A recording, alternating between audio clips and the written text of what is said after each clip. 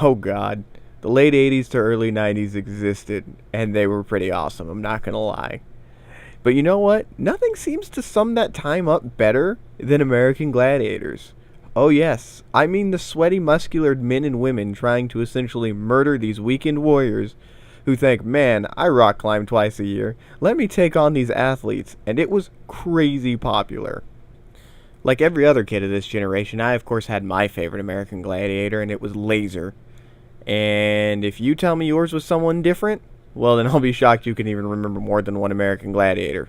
This show was so popular, it of course had a bunch of different ridiculous merchandise, and just like in this time, with ridiculous merchandise comes a ridiculous NES game.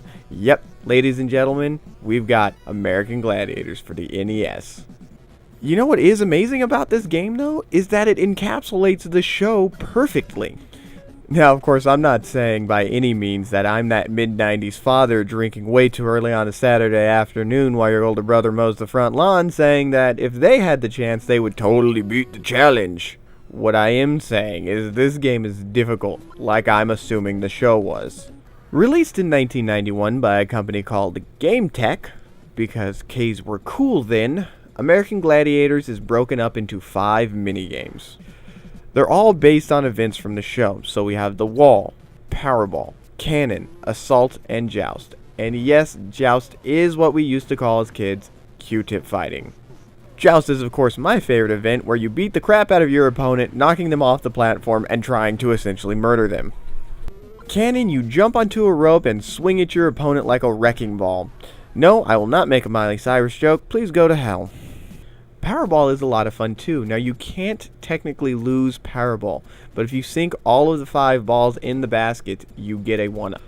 Assault is probably the most remembered event. It's the one where the American Gladiator sat on top of what basically looked like a mountain with a big Nerf gun and tried to shoot you to get you out. And you could shoot back at him, hitting him either 3 times for the victory or making it to the finish line. Now of course this is an NES game, so they needed to add something where you can blow your opponent up. And then there is the wall. To get momentum on the wall, you tap A and B repeatedly, and you use the D-pad for the direction, as other gladiators try to pull you off the wall to your doom. It is the hardest game, but it is beatable. I've beaten it a few times, and every time you feel such a strong sense of accomplishment. So after you beat all the events, then you move on to level 2. Which are the exact same events, they're not really that much different, and then you just stop playing because you think to yourself, hey, I already pretty much beat the game, now I'm just gonna go play DuckTales instead. And that's American Gladiators for the Nintendo Entertainment System. It'll remind you of the testosterone-fueled early days of the 90s and your father's alcoholism. Because Thanksgiving doesn't do that already enough. Hey guys, if you enjoyed that review, or find me funny, or don't think alcoholism is very funny and want to yell at me about it in the comments, feel free. If you did enjoy the video, give it a like and please subscribe.